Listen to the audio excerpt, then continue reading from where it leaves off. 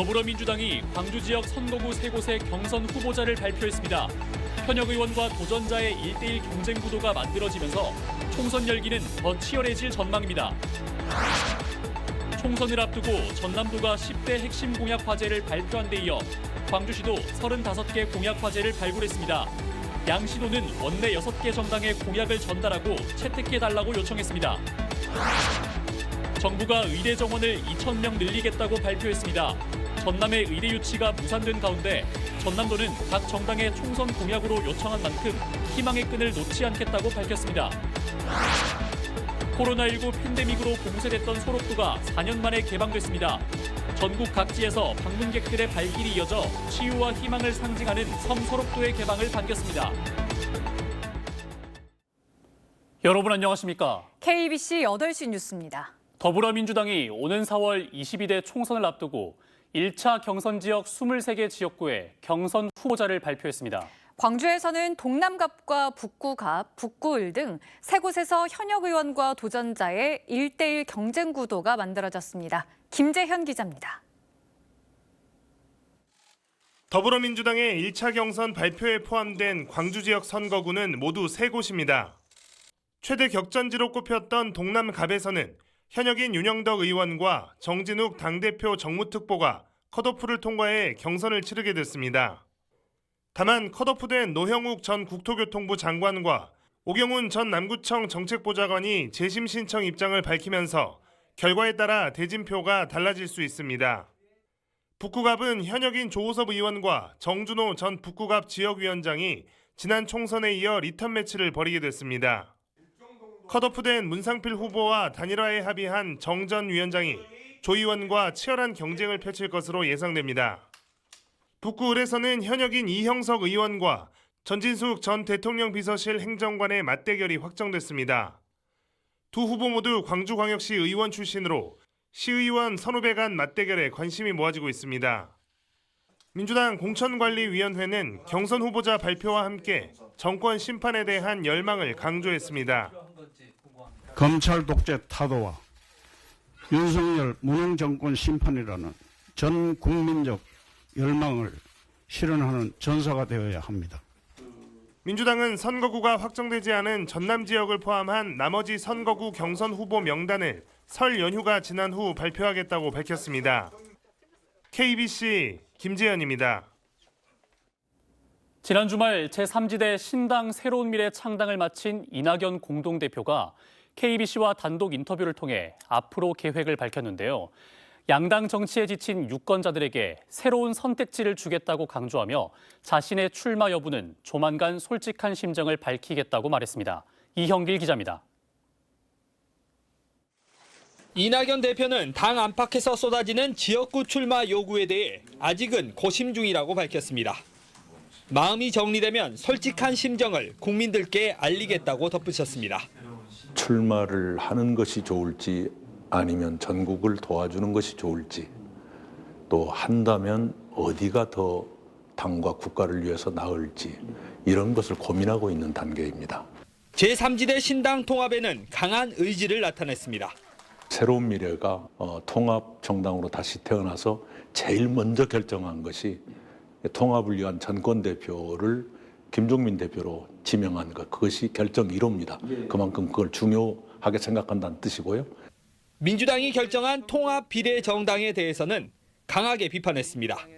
이 대표는 결국 민주당 중심으로 소수 정치 세력을 편입시키겠다는 의도로 해석했습니다. 정치적 다양성을 압살하는, 눌러 죽이는 그런 나쁜 결과가 되죠. 그 점에서 망국적이다 이렇게 생각을 해요. 특히 인터뷰의 대부분을 자신이 신당을 만들 수밖에 없는 이유에 대해 설명했습니다. 민주당은 사법 리스크로 야당으로서의 존재감을 상실했고 정치의 양극단이 불러온 폐해에 대해 강조했습니다. 제가 귀국을 해서 나름대로 민주당의 변화를 위해서 노력했지만 전혀 변화가 이루어지지 않았고요. 제가 민주당 내에서 할 일이라고는 아무 말도 않고 그냥 따라다니는 것, 그거 외에는 없었습니다. 그러면서 민주당을 사랑하는 광주 전남 시도민들에게도 상세히 설명하겠다며 지지를 호소했습니다. 저는 그동안에 2대에 걸쳐서 민주당을 지켰고 어떤 어려움이 있어도 민주당을 떠나지 않았지만 이번에는 오죽했으면 제가 이런 결정을 했겠는가 한번 제 말씀도 들어주시고 국가를 위해서 어떤 것이 더 좋은 길인지 우리 광주 전남 시도민 여러분께서도 이해하고 도와주시기 바랍니다. KBC 이영길입니다. 총선이 2달여 앞으로 다가온 가운데 이번 총선을 지역 발전의 계기로 만들기 위한 지자체들의 움직임도 빨라지고 있습니다. 앞서 지난해 말 전남도가 10대 핵심 과제를 발표한 데 이어 광주시도 35개 공약 과제를 원내 6개 정당에 전달했습니다. 정경원 기자입니다. 광주시가 발굴한 공약 과제에는 인공지능과 미래차, 반도체 등 미래 먹거리 산업이 담겼습니다. 인공지능 산업 육성 법안을 지역 국회의원 1호 공약으로 공동 발의해달라는 내용과 미래차 소부장 특화단지 발전을 위해 연차별로 모두 6,400억 원의 예산을 지원해달라는 내용 등입니다. 지난해 고배를 마셨던 반도체 특화단지 지정을 대신해 첨단 패키징 반도체 특화단지를 지정해달라는 내용도 담았습니다. 또 달빛철도 조기 건설과 광주 고흥 고속도로 건설 등 인프라 확충도 건의했습니다. 복합 쇼핑몰도 일정한 진전이 이루어진 만큼 이제 문화, 관광, 교통, 인프라의 국가 지원을 어떻게 받아낼 거냐 이런 점에 포인트를 맞춰봤습니다. 공약 과제를 전달받은 정당들은 광주 발전에는 이견이 있을 수 없다며 공약에 적극 반영하겠다고 화답했습니다. 광주 경제를 어떻게 살릴 것이냐 한 것들이 주축을 이루고 있기 때문에 이건 뭐 전부 다 동의를 하시고 공약으로 같이 표현하시는데 이 부분은 아마 같은 마음일 거라고 생각을 합니다. 그래서 이거는 절차에 의해서 해야 되는 거기 때문에 당장 할 수 있는 건 아니었던 것 같은 생각이 들어서 정권 심판론과 운동권 청산론, 또 제3지대의 영향력 등 어느 때보다 선거 구도가 부각되는 이번 총선에서 과연 정치권이 지역 현안 사업들에 관심을 기울일지 주목됩니다. KBC 정경원입니다. 포스코 그룹이 광양제철소 내 연산 250만 톤 규모의 전기로 공장을 착공했습니다. 오는 2026년 가동 예정인 전기로 공장은 전기로에서 생산한 쇳물을 바로 활용하거나 고로에서 생산한 쇳물과 혼합하는 합탕 기술을 적용해 제품을 생산하게 됩니다. 김학동 포스코그룹 부회장은 착공식에서 포스코는 전기로 신설을 시작으로 신속하고 경쟁력 있는 저탄소 생산 체제를 구축하겠다고 밝혔습니다. 보건복지부가 의대 정원 증원 계획을 발표했습니다. 하지만 전남에 대한 언급은 없었는데요. 전남도민들은 국립의대 신설의 꿈이 한 걸음 멀어진 게 아니냐는 우려를 제기하는 가운데 전남도는 희망의 끈을 놓지 않고 있습니다. 고익수 기자의 보도입니다. 보건복지부와 27년 만에 의대 정원을 2,000명 늘리는 안을 발표했습니다. 의사협회의 총파업 공세에도 정원을 역대급으로 늘리고 정원의 60%를 비수도권 의대에 배정하기로 했습니다. 그러나 전남은 해당 사항이 없습니다. 전남에는 정원을 늘릴 의대가 아예 없기 때문입니다. 각계 각층이 나서 국립의대 신설을 외치고 공동의대 신설 방안까지 제시했지만 공허한 메아리로 남게 됐습니다. 보건복지부는 2026학년도 이후에는 의대 신설을 검토하기로 해 전남의 의대 유치 가능성은 여전히 남아 있습니다. 정부의 의대 정원 발표에는 포함이 안 되었지만 저희는 희망의 끈을 놓지 않고 있습니다. 의대가 없는 우리 전남의 국립의과대학 신설이 정부 정책에 반영이 되도록 최선을 다하겠습니다. 하지만 포기는 아직 이르다는 평가입니다. 국민의힘이 전남 국립의대 신설을 총선 공약으로 내걸었고 민주당 역시 공약에 넣을 가능성이 높기 때문입니다. 지난 30년간 의대 신설을 요구한 전남 도민들의 염원에 무응답으로 대신한 정부에 대해 향후 전라남도가 펼쳐나갈 유치 전략이 주목되고 있습니다. KBC 고익수입니다. 소록도는 일제가 한센인들을 강제 수용했던 아픔을 간직한 고흥의 작은 섬입니다. 지난 2009년 소록대교가 개통한 뒤 해마다 수십만 명이 찾아오는 명소가 됐지만 코로나19의 대유행으로 출입이 통제됐었는데요. 코로나19가 끝나고 4년 만에 다시 문을 연 소록도를 고영민 기자가 다녀왔습니다. 고흥반도 넘어 다리 하나를 건너면 나오는 작은 섬 하나. 어린 사슴을 닮았다 해 이름 붙여진 소록도입니다. 지난 2009년 소록대교 개통 이후 연간 30만 명이 넘게 찾아왔지만 지난 2020년 코로나로 외부인의 출입이 통제됐습니다. 코로나19로 막혔던 소록도 출입이 4년 만에 풀리면서 시민 누구나 소록도를 찾아올 수 있습니다. 일제강점기 때 감염병의 하나인 한센병에 걸린 환자들을 강제 격리했던 아픔이 담긴 역사적 장소이기도 한 소록도. 소록도에는 한센인들이 겪은 애환의 역사가 서려 있습니다. 한센병 박물관에서는 한센병을 앓은 주민들의 흔적이 담겨 있습니다. 40년 넘게 한센인을 돌본 소록도 천사 마리안느와 지난해 선종한 마가렛 간호사의 숭고한 희생정신은 섬 곳곳에 깊이 배어 있습니다.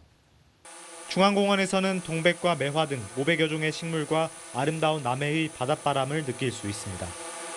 한때 6천 명 넘는 한센인들이 소록도에 살았지만 현재는 한센병을 극복한 주민 360여 명만이 소록도를 지키고 있습니다. 이들은 4년 만에 찾아온 손님들을 반기면서 소록도를 단순히 관광지로 바라보지 말아달라고 당부합니다. 관광지라고 생각하지 마시고 우리 어른들이 어렵게 힘들게 일궈오는 땅이라고 생각하시고 역사를 배워가는 그런 자리가 되었으면 좋겠습니다.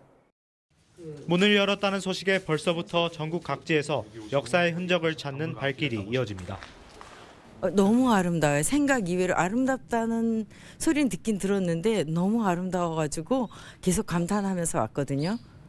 근데 너무 슬픈 역사가 있어서 아름다우면서 동시에 가슴이 너무.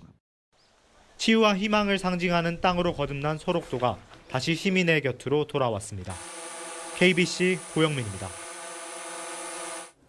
최근 도로 파임으로 인한 피해가 증가하는 가운데 광주시가 24시간 시민 안전 추진단을 운영하기로 했습니다. 광주광역시는 앞으로도 제설 작업으로 인해 도로 파임이 지속적으로 발생할 것에 대비해 시민 안전 추진단을 24시간 운영하기로 하고 안전신문고 앱이나 120 빛고울 콜센터 그리고 종합건설본부 도로관리팀 전화를 통해 시민들의 도로 파임 신고를 받기로 했습니다. 광주시는 지난달 많은 눈으로 인해 도로 파임이 잇따라 발생하면서 3,100여 건의 신고를 접수해 2,800여 건을 보수 완료했습니다. 5월 어머니집 관장에게 성적 수치심과 불안감을 일으키는 문자 메시지를 수십 차례나 반복적으로 보낸 5.18 부상자 회원이 법정 구속됐습니다. 광주지법 형사 9 단독은 사회관계망 서비스에서 성적 수치심과 공포 불안감을 일으키는 메시지를 44차례 5월 어머니집 관장에게 보낸 혐의로 60대 5.18 부상자 회원 A씨에게 징역 6개월을 선고하고 법정 구속했습니다. 재판장은 A씨의 죄질이 나쁜 점과 피해자가 공탁금 수령도 거부하며 엄벌을 탄원하는 점을 고려해 형을 정했습니다. 광주에서 아내를 둔기로 살해한 80대 남편이 경찰에 붙잡혔습니다. 광주 남부경찰서는 오늘 오전 8시 20분쯤 자택에서 아내를 살해한 혐의로 85살 A씨를 붙잡아 조사하고 있습니다. 경찰은 A씨가 평소 사이가 좋지 않던 아내와 다투던 중 둔기를 휘두른 것으로 보고 구속영장을 신청할 방침입니다. 전라남도가 설 명절을 앞두고 청사 본관 입구에서 청렴 실천 캠페인을 펼쳤습니다. 전라남도는 오는 15일까지 제1호 청렴주의보를 발령하고 오늘 출근하는 직원들을 대상으로 금품 향응 수수 금지와 청탁금지법상의 선물 제한 기준, 선거 관련 정치적 중립 위반 행위 금지 등을 담은 홍보물을 배부했습니다. 이와 함께 청렴 실천 의지도 독려했습니다. 순천시의 대표 상징물이 23년 만에 교체됐습니다. 순천시는 오늘 순천만 물길과 흑두루미, 봉화산을 상징하는 대표 상징물을 공개하는 선포식을 가졌습니다. 순천시는 지난해 4월 상징물 개발에 착수해 공청회와 선호도 조사 등의 의견 수렴을 거쳐 상징물을 확정했습니다.